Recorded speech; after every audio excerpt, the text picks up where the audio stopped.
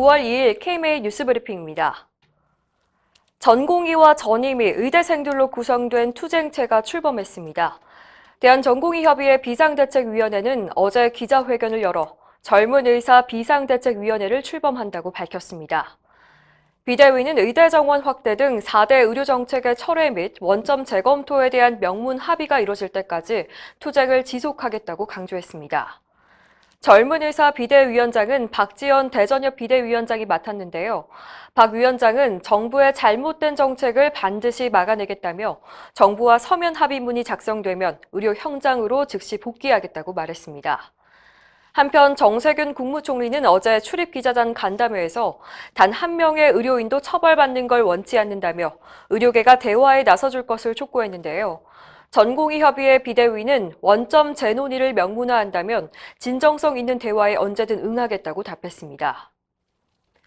정부의 업무 개시 명령을 이행하지 않았다는 이유로 경찰에 고발된 전공의와 전임의를 보호하기 위해서 의협이 강력한 대응 방침을 세웠습니다. 어제 오후 의협은 고발된 전공의, 전임의가 소속된 내과와 외과, 응급의학과 등 전문 학회들과 만나서 이들을 끝까지 보호하기로 의견을 모았습니다. 의협과 전문학회들은 회의를 마친 뒤 성명을 통해서 환자 생명과 직결되는 분야라는 이유로 강제 명령의 대상이 되고 이를 따르지 않았다는 이유로 고발당함으로써 이 나라의 필수 의료는 사망 선고를 받았다고 성토했습니다. 한편 보건복지부는 고발한 10명의 전공의와 전임의 중에서 4명에 대해 고발 조치를 취하했습니다. 이렇게 자식이나 다름없는 제자들이 고발당하자 교수들이 분노를 감추지 못하고 있습니다. 특히 빅5 대형병원 교수들이 적극 나서고 있는데요. 가톨릭대 서울성모병원 외과 교수 23명은 최근 파업 참여 의사를 밝히고 전공의와 전임의에게 불이익이 생기면 할 수 있는 모든 행동에 나서겠다고 밝혔습니다. 같은 병원 소아청소년과 교수들 역시 동참의 뜻을 밝혔습니다. 삼성서울병원 외과 교수들도 어제 성명을 통해서 제자들만 뛰쳐나가게 만든 책임이 가슴을 짓누른다며 전공의와 전임의들과 끝까지 함께하겠다고 밝혔습니다. 충북의대 교수들은 1인 시위에 나섰는데요. 전공의들이 병원으로 돌아오는 날까지 매일 시위를 이어가기로 했습니다. 공공의료기관의 의사들이 집단 사표를 제출해 관심을 모으고 있습니다. 어제 국립법무병원 의사 11명은 병원 측에 사직서를 냈습니다. 이 병원은 법무부 소속으로 정신질환 범법자를 수용하는 병원입니다.